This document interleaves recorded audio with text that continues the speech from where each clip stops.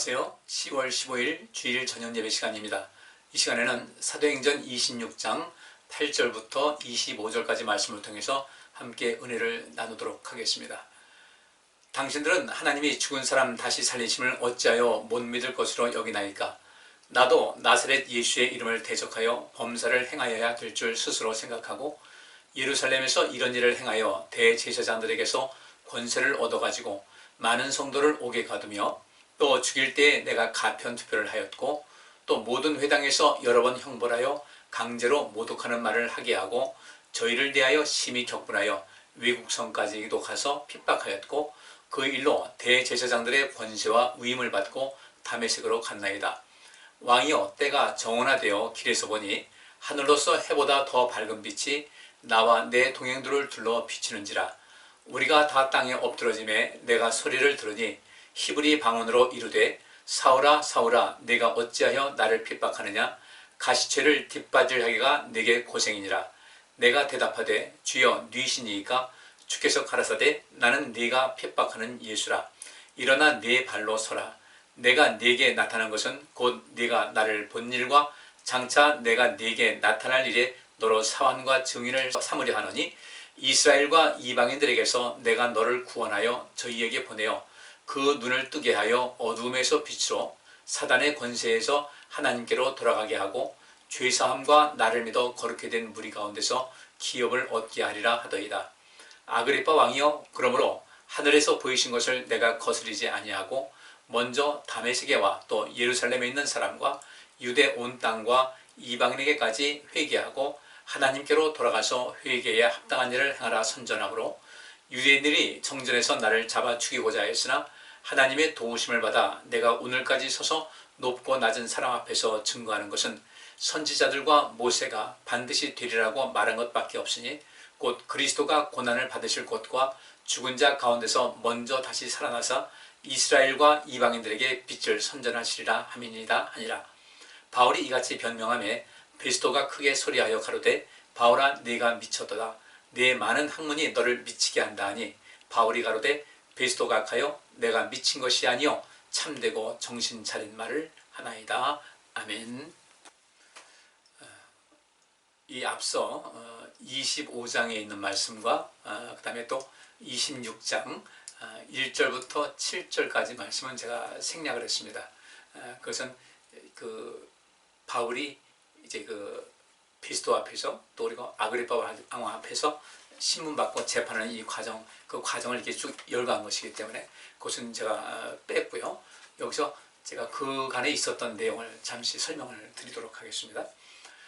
바울이 예루살렘에 돌아왔어요. 3차 전도여행을 마치고 돌아와서 거기서 이제 하나님을 섬기는 가운데 또 많은 유대인들이 바울을 공격하려고 하는 그런 모든 것을 알기에 굉장히 바울은 조심했지만 아시아 쪽에 있던 유대인들이 그 분한 마음을 못 참고 바울을 공격하러 예루살렘까지 오게 됩니다.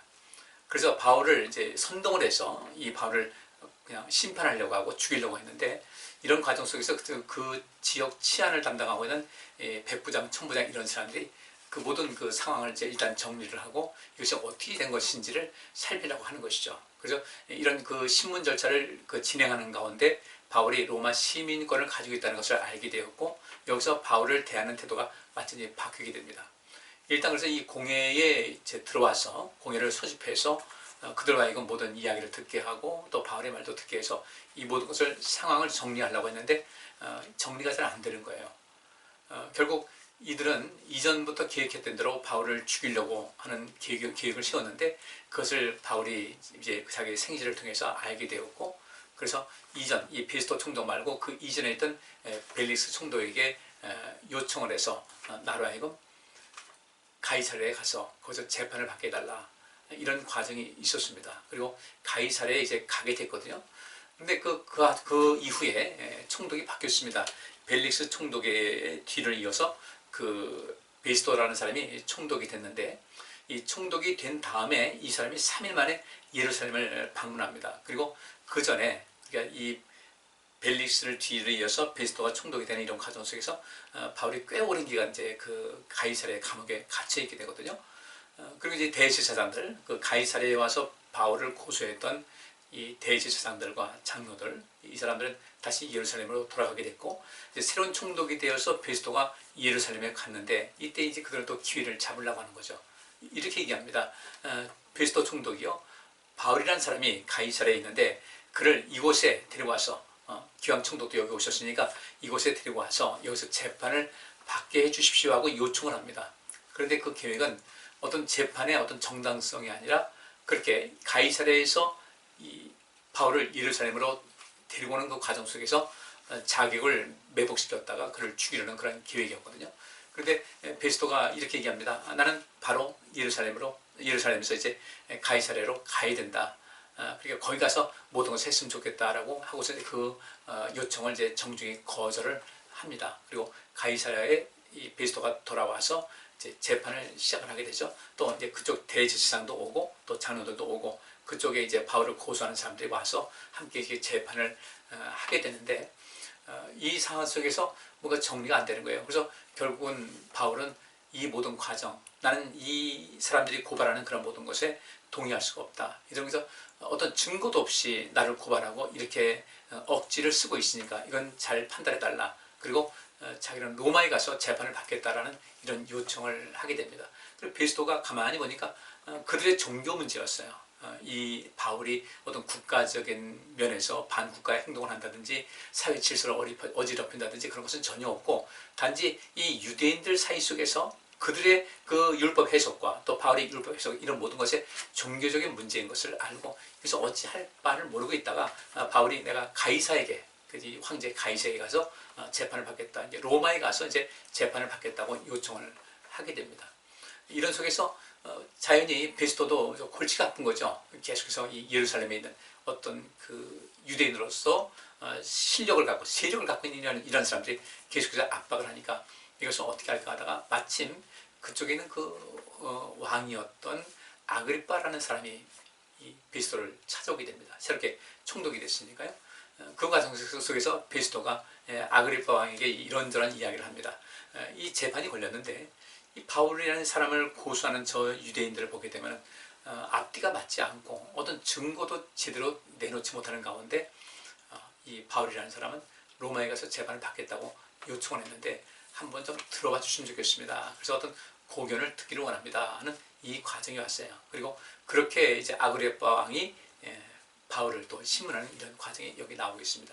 여기 나오는 이 아그리빠 왕은 헤롯 대왕의 손자입니다. 헤롯 대왕. 그게 이 헤롯 대왕이라는 사람은 유대인의 피가 흘렀지만 정통의 유대인이라고 할 수 없는 그런 사람이었어요. 그리고 이 헤롯 대왕에 이어서 그냥 다음 그래서 왕위를 계속 이어져 가는데, 이 아그리빠 왕은 여러분 잘 아시는 대로 야고보가 죽임당하죠. 그때 앞장섰던 사람. 그리고 이 아그리빠가 그 야고보를 죽인 다음에 아주 담력을 얻어가지고 베드로까지 죽이려고 했지만 하나님의 도심 속에서 그런 모든 것이 무산이 되는 가운데 있습니다. 그리고 이 아그리빠 왕은 이후 이제 사도행전 보면 알겠지만 사람들이 이 아그리빠를 막 높이고 찬양을 하니까 그 속에서 우쭐하다가 결국 죽임을 당한, 하나님의 심판을 받은 그런 왕으로 잘 알려져 있습니다. 이때 바울은 이 아그리빠 왕이 유대인의 피를 또 가지고 있기 때문에 그는 분명히 율법에 대해서는 잘 알고 있을 것이다. 그러니까 이 헤롯 대왕이라든지 그 뒤에 있는 그런 모든 왕들은 유대인적인 그런 사고를 갖고 있으면서 철저하게 헬라화되어 있는 그런 사람들이었어요. 순전하게 정치인의 모습을 갖고 있는 것이죠. 바울은 담대하게 이제 이렇게 이야기를 합니다. 오늘 8절 말씀에 당신들은 하나님이 죽은 사람 다시 살리심을 어찌하여 못 믿을 것으로 여기십니까? 담대하게 예수님의 부활을 이야기하고 있죠.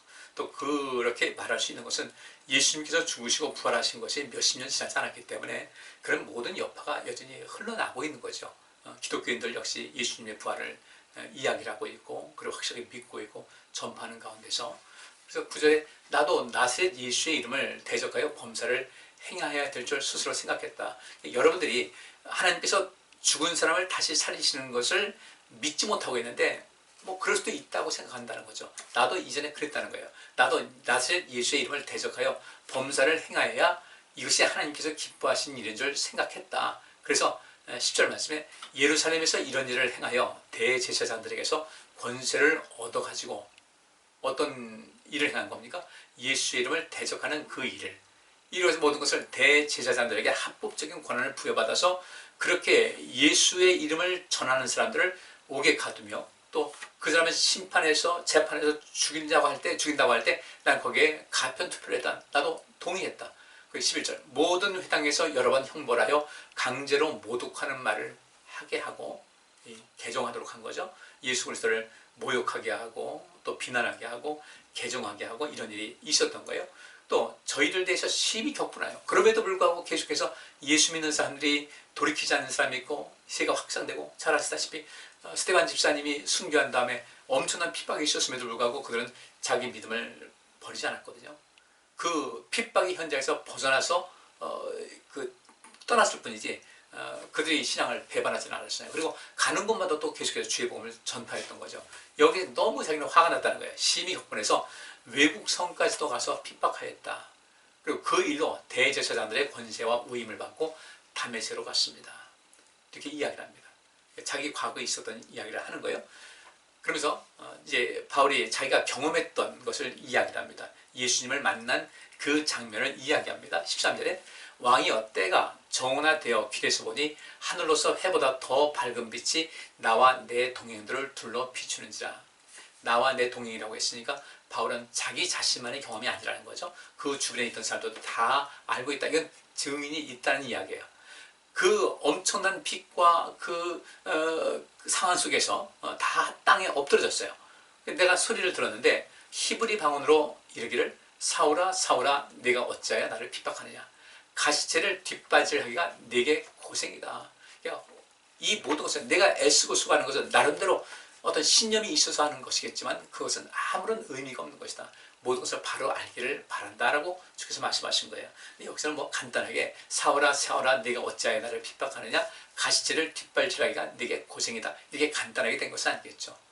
어떤 말씀도 또 주어졌을 텐데 이때 바울이 내가 대답하되 주여 누이십니까? 주여라고 했으니까 굉장히 바울이 바울 이전에 사울이었죠.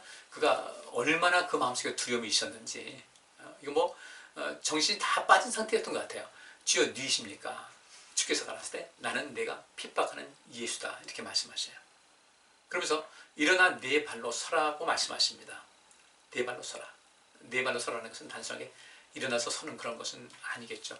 바울이 이때 앞을 못 보게 돼서 3일 동안 앞을 못 봤거든요. 자기 발로 서서 걸을 수 있는 그런 상황이 아니었다고요. 일어나 네 발로 서라는 것은 이제 내가 누구인지를 확실하게 알려줬으니까 이제는 내가 갖고 있는 어떤 율법적인 그런 지식과 또 내 어떤 신앙적 신념 이런 모든 것에서 새롭게 해서 하나님께서 기뻐하시는 그런 모습으로 그 길을 가라는 그런 주님의 가르침이셨겠죠. 그러면서 내가 네게 나타나는 것은 곧 내가 나를 본 일과 장차 내가 네게 나타날 일에 너로 사환과 증인을 삼을 것이다 라고 하십니다. 그리고 바울은 여러분 잘 아시는 대로 낙원에까지 이끌려가는 이런 경험을 하게 되죠. 바울을 왜 하나님께서 그렇게 또 우리 예수님께서 그를 택하셨을까? 그의 삶이 예수 그리스도에 대한 어떤 지식, 그러니까 율법에 대한 어떤 지식의 왜곡됨은 있었지만 하나님을 사랑하는 마음과 하나님 말씀에 대한 그런 그 경외심은 철저하게 가지고 있는 사람이었기 때문에 그가 갖고 있던 어떤 잘못된 사고만 바꾸게 되면 근본 자체가 하나님을 향한 열심이 있었고 또 믿음의 어떤 근본이 있었기 때문에 그는 더욱더 큰 일을 감당할 수 있을 것이라는 것을 주께서는 아신 것이겠죠. 그래서 이렇게 얘기합니다. 내가 네게 나타난 것은 곧 네가 나를 바로 여기서 그때 처음 예수님 만났을 때 그 모든 본 것을 모든 사람에게 증거를 하기 위함이다. 그리고 앞으로는 내가 네게 나타날 일에 여기서 나를 본 일이라는 것은 과거형이에요. 내가 네게 나타난 것은 곧 네가 나를 본 일과 지금 본 것은 이제 과거형으로 되잖아요. 그리고 내가 네게 나타날 일에 너로 사원과 증인을 삼으려 함이지. 그러니까 예수님을 한번 만난 것으로 끝나지 않고 바울은 주님께서 말씀하신 대로 내가 네게 나타날 일에 너로 사원과 증인을 삼으려 할 것이다. 예수님께서는 바울에게 많이 만나셔가지고요. 또 성령 안에서 많이 말씀하셔가지고 그 말씀하신 모든 것을 사환과 증인을 삼으려 한다. 이 사환이라는 것은 그야말로 종이죠. 그죠? 주께서 말씀하신 것은 무엇이든지 순종하겠다. 우리 예수님께서도 죽기까지 하나님께 순종하셔서 높임 받았던 것 같이 바울도 그렇게 쓰시려고 했던 거예요. 너로 사환과 증인을 삼으려 합니다. 내가 지금 너에게 나타난 것은 바로 그런 것이다. 바울이야말로 참 복 있는 사람이죠. 그런 사명을, 그런 영광을, 그런 체험을 했으니까 굉장히 큰 복을 얻은 사람인데, 바울이 그만큼 준비가 많이 된 사람이라는 거예요. 많은 준비가 된 사람이었어요. 우리도 인생을 살아가면서 그런 준비된 삶을 살아갈 수 있어야 되고요. 오늘 낮에도 우리가 함께 말씀 본 대로 그 악에서 우리를 구하소서라는 그 말씀은 바로 그런 것입니다. 우리 잘못된 사고방식이 있지 않습니까? 이 어떤 잘못된 어떤 정서적인 이런 모든 흐름, 이런 것을 우리가 그리스도 안에서 이것을 잘 처리할 수 있어야 돼요. 그래서 이 모든 것을 볼 때 하나님은 너희는 먼저 하나님 나라와 하나님의 의를 구하라고 그랬잖아요. 하나님의 의가 있어요. 하나님의 의를 추구하고 그것을 따르고 하나님의 의가 무엇인지 연구하고 그렇게 인생을 살아가는 것이거든요. 그래서 우리도 이 인생을 살아갈 때 우리가 아버지 하나님께로부터 악에서 구원받으려면, 이 악이라는 것은 뭐라고 했습니까? 우리가 불행, 슬픔, 엄청난 재앙, 이런 어떤 결과적인 어떤 부분, 그러니까 이 악이라는 것은 어떤 아주 흉악한 악을 행하는 그 자체만을 말하는 것이 아니라 그런 악을 위해서 우리의 삶 속에서 어떤 나쁜 영향을 주는 슬프고 불행하고 우울하고 아주 초라하고 비참한 이런 모든 것, 그래서 내 삶의 모든 형편이 아주 여러 가지 엉망진창이 되는 이런 것에서 나를 구해 주소서 이렇게 얘기한 거 아니에요. 그리고 우리 12해 동안 혈루증 앓던 여인이 뭐라고 합니까? 내가 저 주님의 옷자락만 만져도 내가 나아졌을 것 같다. 근데 예수님께서 뭐라고 하셨습니까? 네 믿음이 너를 낫게 했다는 거예요.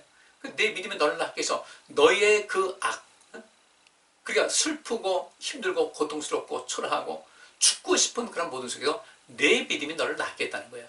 그러니까 우리가 악에서 우리를 구원해 주소서라고 이제 주기도문에 말씀하고 있는데, 실제로는 우리 자신이 어떻게 하냐에 따라서 우리 자신에 의해서 악에서 구원받을 수 있는 길이 굉장히 많이 있다는 것입니다. 악에서 우리를 구해 주소서 하니까 뭐 깡패라든지 이런 아주 악한 일하는 사람 만나서 고통당하지 않게 하소서, 그런 것이 아니라 우리 일상 속에서 그들을 만나지 않아도 때때로 우리가 어려움 당하고 또 불행스러울 수도 있고 힘든 일이 많이 있거든요. 그런 데서 모든 것을 우리를 구해 주소서. 그 구해 주소서라는 것은 어떤 것이겠습니까? 우리를 시험에 들게 하지 마옵시고라는 것은 어떤 뜻이라고 그랬어요? 우리를 시험에서 이기게 하옵소서. 그러니까 악에서 구하옵소서라는 것은 그 악을 이길 수 있는, 악을 이김을 통해서 우리 모든 삶을 살게 한다. 그러면 악을 이기는 것은 무엇이겠습니까? 결국 하나님 말씀의 근거에서 인생을 살아가고, 우리 역시 어떤 그 비참하고 불행하고 힘들고 초라하고 질병으로 시달리고 하는 이런 모든 사람들에게 희망을 주는 것이 이게 구원하는 것이거든. 그래서 예수님께서 이렇게 말씀하십니다. 주의 성령이 내게 임하셨으니 이는 가난한 자들에게 복음을 전하게 하시려고. 우리도 다 가난한 자들이에요. 그래서 하나님께로부터, 우리 예수님께로부터, 성령께로부터 우리가 구원받는 그런 것, 구출해내는 이런 여러 가지 어려운 환경 속이라든가 괴로움 속에서 질병이라든지 그의 모든 고통에서 구원받을 수 있어야 되고, 또 죄악된 세상에서 우리가 구출 안 받아서 우리가 하나님의 의를 구하면서 믿음으로 살아가는 그런 모든 것을 가지고 있어야 된다는 얘기죠. 이것이 우리를 악에서 구하옵소서라는 것은 바로 겁니다. 우리를 죄악에서 구하는 것이 아니라 악에서 구하는 것이다. 악은 무엇인가?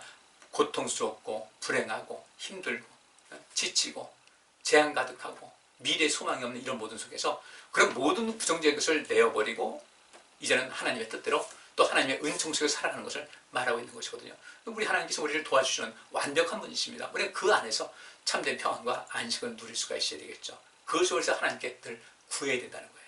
애매한 고난도 당하지 말고 그 모든 것을 당했다 할지라도 이길 수 있는 그런 힘을 달라는 것, 이런 것이죠. 그리고 세상에서 그렇게 삶 자체가 고단하고 힘든 사람들, 가난한 자들에게 복음을 전한다고 했으니까 그 가난한 자들에게 복음을 전하는 이런 삶을 살아가는 것, 이것이 우리가 하나님께로부터 보호받고 사랑받고 우리가 항상 이기는 삶을 살아갈 수 있는 근본이 되는 것이죠.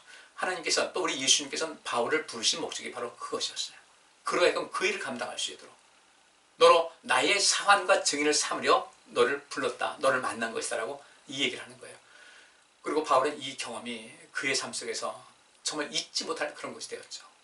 주님을 만나고 보니까 자기가 얼마나 큰 죄를 졌는지, 많은 성도를 옥에 가두었고 또 그를 재판할 때 이 사람 죽어 마땅하다고 가표를 던져서 그 사람 죽이는데 앞장섰고 동참을 했고, 또 여러 회당에서 많은 사람들을 매질을 하고 강제로 모독말을 하게 하고, 그것도 부족해서 계속해서 그들이 믿음을 끝까지 붙들고 사니까 그거에 이 분노, 격분해서 다른 지역까지도 그를 가서 핍박했고, 나중에 다메섹까지 갔는데 거기서 주님을 만났다는 것이죠.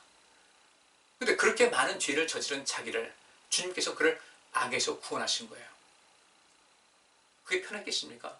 그때 주님 만나고 나서 그동안 자기가 그 똑똑한 사람이니까 율법을 지킨다고 하면서 이렇게 많은 일을 했겠지만 그 가운데 얼마나 많은 번민이 있겠습니까? 스데반 집사님 죽을 때 그 현장에 있었고, 그의 죽음의 그 모습을 보면서 저건 도대체 무슨 의미일까? 저 얼굴 표정은 뭘까? 죽어가면서도 그 표정, 천사 같은 모습이라고 했는데 굉장히 혼란스러웠는데, 예수님 만나고 나서 그는 모든 것을 이제 알게 된 거죠. 이 감격, 하나님의 사랑이 어떤 것인지, 하나님의 용서가 어떤 것인지, 용서를 받은 사람으로서 하나님을 얼마나 사랑하고 얼마나 경외하는지, 이 감격을, 이 기쁨을 견딜 수가 없었던 거예요. 참을 수가 없는 거예요. 열심히 해서 이 하나님의 사랑을 전파하고, 하나님의 용서하심, 하나님의 긍휼하심, 하나님의 자비하심, 그리고 우리가 왜 하나님을 잘 믿어야 되고 예수를 믿어야 되는가? 우리 영원한 생명을 얻어야 될 텐데 이 길이 바로 이런 것입니다. 자기가 옛날에 행했던 모든 것을 알기 때문에 그 길을 계속해서 걸어가고 있는, 자기가 걸었던 잘못된, 이전에 걸었던 잘못된 길을 걷는 사람들을 돌이키게 하기 위한 바울의 열심은 엄청난 것이죠. 근데 이스라엘 백성들, 유대인들은 잘 안 들으니까 이제 이방인들에게 가서 새로운 터전에서 모든 것을 시작하는 이 모든 것. 그러다 보니까 유대인들로부터 이제 미움을 받고 고통을 당하게 되는 거죠. 근데 이 얘기를 아그리빠 왕에게 하는 것은, 아그리빠 왕은 여러분들 한전 유대인의 피가 흘렀기 때문에 그런 율법에 대한 것은 어느 정도 갖고 있기 때문에 아그리빠 왕에게 이 이야기를 하는 겁니다. 그러면서 계속해서 17절에 이스라엘과 이방인들에게서 내가 너를 구원하여 저희에게 보내어 그 눈을 뜨게 하여 어둠에서 빛으로 사단의 권세에서 하나님께로 돌아가게 하고 죄사함과 나를 믿어 거룩히 된 무리 가운데서 기업을 얻게 하리라 하더이다. 주께서 이렇게 말씀하셨습니다라는 거예요. 우리를 악에서 구하소서. 똑같은 얘기예요. 어둠에서 빛으로, 사단의 권세에서 하나님께로, 죄사함과 나를 믿어 거룩하게 된 무리 가운데서 기업을 얻게 하기 위해서 내가 너를 불렀다. 그러니까 바울은 이렇게 주님께서 말씀하셨으니까 어떻게 되겠습니까? 그렇죠. 그 어둠 가운데 있는 사람들을 빛으로 인도하기 위해서 힘을 다하는 거예요. 그러다 보니까 이런 어려움도 당하는 거죠. 생명의 위협도 받는 것이고요. 사단의 권세에서 고통하는 그들을 어쨌든 구출해내야 되는데, 악에서 구원해야 되는데, 사단의 권세가 있으니까 사단의 권세로부터, 사단으로부터 끊임없이 농락당하고 기만당하고 고통 가운데 있는 그를 하나님께로 돌아가게 해서 하나님의 평안 가운데 있게 하기 위한 그런 목적이니까 그 한 생명을 살리고자 하는 그 열정이 바울에게 가득했던 겁니다. 그 일을 어떻게 감당했을까? 주님 만나보니까 자기는 죽어 마땅한 죄인이었는데 용서하시고 자기를 주의 사람으로 쓰겠다는 것, 엄청난 감격이고 감동이고 기쁨인 것이죠. 그러면서 이제 19절 자기의 경험을 이야기한 다음에 바울은 아그리빠 왕에게 이렇게 얘기합니다. 그러므로 하늘에서 보이신 것을 내가 거스르지 아니하고, 주께서 내게 보여주신 것, 말씀하신 것을 내가 거스르지 아니하고, 먼저 다메섹에와 또 예루살렘에 있는 사람과 유대 온 땅과 이방인에까지 회개하고 하나님께로 돌아가서 회개에 합당한 일을 행하라 선전함으로, 선전했다는 것은 전하는 거죠.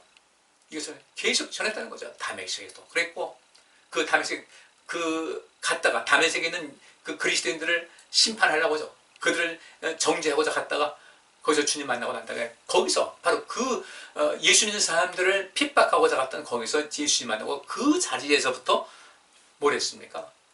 하나님의 복음을, 예수 그리스도의 복음을 전했다는 거예요. 그래서 다메섹에서와 또 예루살렘에 있는 사람과, 그 다메섹에서 변화된 다음에 나중에 제일 먼저 온 것이 예루살렘 아닙니까? 그리고 더 나아서 유대 온 땅과 이방인에게까지 회개하고 하나님께 돌아와서 회개에 합당한 일을 행하라고 이것을 열심히 가르친 것 외에는 나는 다른 것이 없다. 21절 유대인들이 성전에서 나를 잡아 죽이고자 했으나 그렇다고요. 그것 때문에 나는 하나님의 도우심을 받아 내가 오늘까지 서서 높고 낮은 사람 앞에서 증거하는 것은 선지자들과 모세가 반드시 되리라고 말한 것밖에 없다. 내가 하는 것은 성경에 있는 얘기를 다 내가 그 일을 증거하는 것이지, 내가 성경에 없는 것을 지어서 한 것은 아무것도 없다는 것이죠. 그러면 여기서 선지자들과 모세가 반드시 되리라고 말한 것밖에 내가 한 것은 없다 했을 때 그 선지자들과 모세가 말한 것이 무엇이라는 거예요? 23절 말씀에 곧 그리스도가 고난을 받으실 것과 죽은 자 가운데서 먼저 다시 살아나사 이스라엘과 이방인들에게 빛을 선전하리라 함이니이다 하니라. 그렇죠? 뭐 여기서 이 모든 증거를 성경에서 다 찾아낼 수는 없지만은 성경에 이것이 자세하게 나와 있다고요.